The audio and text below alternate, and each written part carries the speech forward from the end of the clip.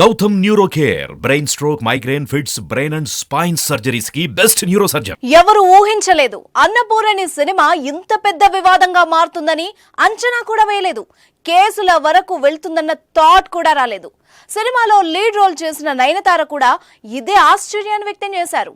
Annapurni cinema వివాదంపై ఆమె క్షమాపణలు చెప్పారు. సెన్సార్ సర్టిఫికేట్ రావడంతో సినిమాను థియేటర్లలో రిలీజ్ చేశారు. అప్పుడు ఈ సినిమాను ఎవ్వరూ పెద్దగా పట్టించుకోలేదు. కానీ అదే సినిమా ఓటీటీలో విడుదలవడంతోనే పెద్ద దుమారం రేగింది. అన్నపూర్ణి సినిమా హిందువుల మనోభావాల్ని దెబ్బతీసే విధంగా ఉందని, వెంటనే దాన్ని నిలిపివేయాలని పెద్ద ఎత్తున నిరసనలు వ్యక్తమయ్యాయి. హిందూ ఐటీ సెల్ వ్యవస్థాపకుడు రమేష్ సోలంకి తన అభ్యంతరాన్ని వ్యక్తం చేస్తూ పోలీసులకు ఫిర్యాదు చేశాడు. దీంతో ముంబైలో కేసు కూడా నమోదైంది. నయనతార, హీరో జై, రచయిత, దర్శకుడు నీలేష్ కృష్ణ ఇంకా నిర్మాతలపై, ఓటీటీ అధినేతపై కూడా కేసులు పెట్టారు.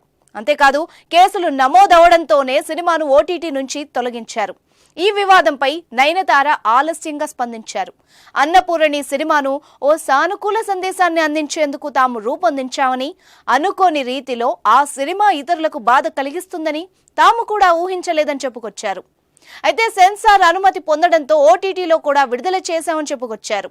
ఇప్పుడు తలెత్తిన వివాదం తీవ్రత ఏంటో తాము ఊహించగలమన్న నయనతార, తాను కూడా భగవంతుడిని సంపూర్ణంగా నమ్ముతానని, దేశవ్యాప్తంగా ఉన్న అనేక దేవాలయాలను తాను తరచుగా సందర్శిస్తూ ఉంటానని, ఆ సినిమా ద్వారా ఎవ్వరి మనోభావాలు దెబ్బతిన్నా కూడా తనను క్షమించాలని కోరారు. సనాతన ధర్మాన్ని నమ్ముకునే ఒక బ్రాహ్మణ కుటుంబం నుంచి వచ్చిన ఒక యువతి తాను దేశంలోనే బెస్ట్ షెఫ్ అవ్వాలని అనుకుంటుంది. తన వృత్తిలో భాగంగా నాన్ వెజ్ కూడా తింటుంది.